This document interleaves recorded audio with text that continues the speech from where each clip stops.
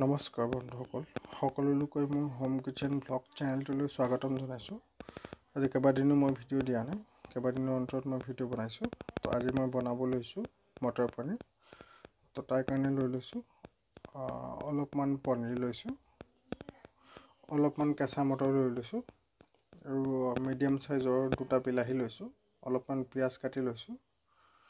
তো আৰু মছলা লৈছোঁ, ধনিয়া লৈছোঁ, গোটা ধনিয়া আৰু গোটা জিৰা লৈছোঁ। তাৰপিছত আপোনালোক গোটা গৰম মছলা লৈছোঁ মই, তেজপাত, শুকান জলকীয়া, ইলাইচি আৰু আদা নহৰু। তো এইখিনিয়ে মোৰ আজিৰ যোগাৰ ৰেচিপি। তো চাওঁচোন আহক মই কেনেকৈ বনাইছোঁ। এটা পেন বহাই লৈছোঁ। তো ইয়াতে এতিয়া অলপ মই মিঠাতেল দি ল'ম। তো অলপ মই ইয়াতে মিঠাতেল দিয়াৰ পিছত অলপমান মিঠাতেল দি লৈছোঁ। মিঠাতেল দিয়াৰ পিছত মিঠাতেলখিনি অলপ টাইমৰ কাৰণে মই গৰম হ'বলৈ দিম। গৰম হোৱাৰ পিছতে মই ইয়াতে বিলাহী আৰু পিঁয়াজখিনি মিলাই অকণমান টাইম ভাজি ল'ম। মোৰ তেলখিনি প্ৰায় গৰম হৈ গৈছে। ইয়াতে মই অলপমান কাটি থোৱা চপ কৰি থোৱা পিঁয়াজ মিক্স কৰি লৈছোঁ।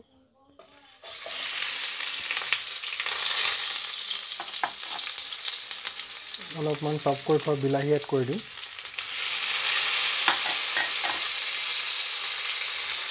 তো এইখিনি অলপ টাইম মই ভাজি ল'ম।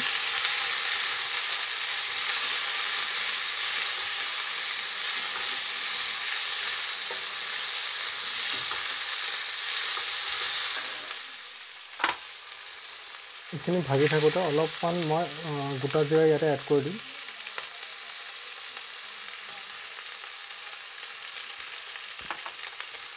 লগতে অলপমান মই গোটা ধনিয়া এড কৰি দিম।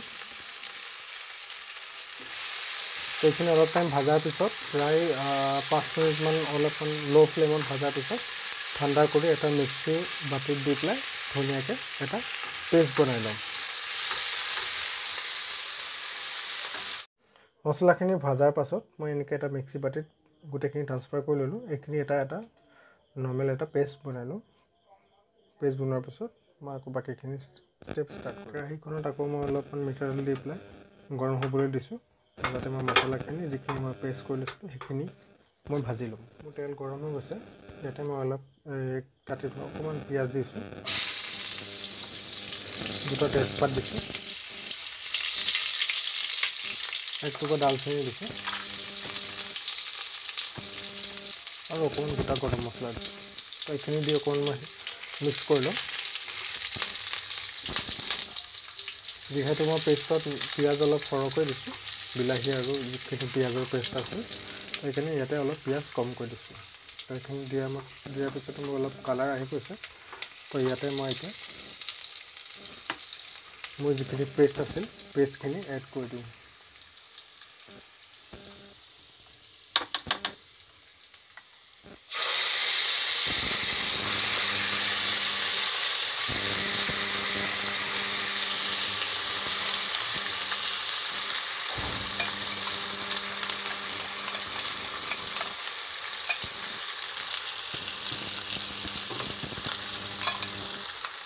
পেষ্টখিনি দিয়াৰ পিছত মই অলপ টাইম ভাজি ল'ম, যেতিয়ালৈকে মছলাখিনিৰ পৰা পেষ্টখিনি ভাজি থাকোঁতে ইয়াতে মই অলপমান এড কৰি দিম মোৰ যিখিনি মই লৈছিলোঁ জলকীয়া গুড়ি। তো ইয়াৰ পৰা 1 পৰা 1.5 চামুচ, 1 চামুচমান দিলেই হ'ব। তো 1 চামুচমান মই জলকীয়া গুড়ি এড কৰি দিছোঁ। অলপমান হালধি মিক্স কৰি দিম।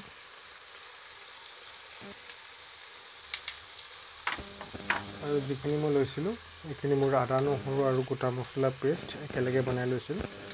তো ইয়াৰ প্ৰায় 1.5 চামুচ মই ইয়াতে মিহলি কৰি ল'ম।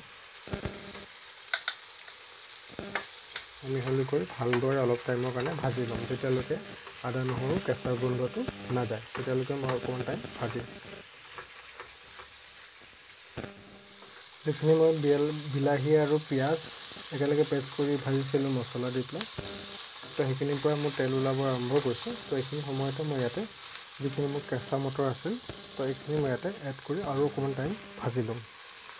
তো ইয়াতে মটৰ দিয়াৰ পিছতে ভাজি লোৱাৰ লগতে মই এটা বস্তু এতিয়ালৈকে দিয়া নাই, সেইটো বস্তু মই অলপ এড কৰি ল'ম, যিটো বস্তু অবিহনে টেষ্ট নাহে।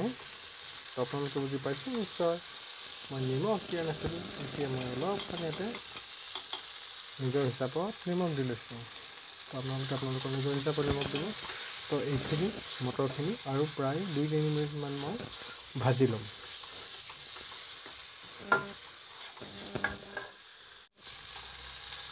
মোৰ মটৰ আৰু যিখিনি মছলা আছিলে সেইখিনি ভাজা হৈ গৈছে। তো আপোনালোকে দেখিবলৈ পাইছে অলপ ইয়াৰ পৰা তেল ওলোৱা আৰম্ভ কৰিছে। সেইখিনি সময়তে মই যিখিনি পনীৰ কাটি লৈছিলোঁ, তো পনীৰখিনিও মই ইয়াতে এড কৰি দিম। তো এড কৰি আৰু 1-1.5 মিনিট 2 মিনিটমান মই পনীৰখিনিৰ লগতো ভাজি ল'ম।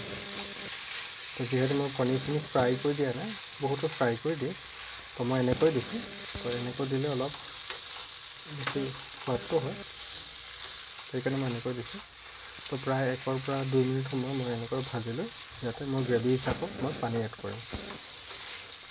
তো এনেকৈ অলপ টাইম ভজাৰ পিছত এতিয়া মই মোৰ এটা চিক্ৰেট গৰম মছলা এড কৰিম। চিক্ৰেট বুলি কৈছোঁ হয়, কিন্তু ইয়াতে কোনো চিক্ৰেট নাই, ইয়াতে গোটা গৰম মছলাই আছে। তো অলপ টাইম ভজাৰ পিছত মই ইয়াতে এতিয়া এইখিনি হৈ গৈছে। তো ইয়াতে মই এতিয়া মোৰ নিজৰ গ্ৰেভি হিচাপত মই পানী মিলাই ল'ম।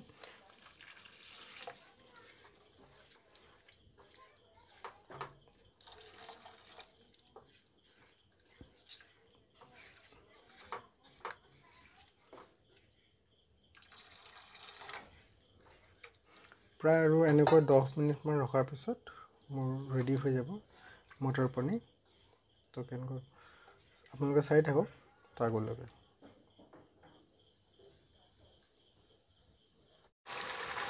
মোৰ প্ৰায় হৈ গৈছে।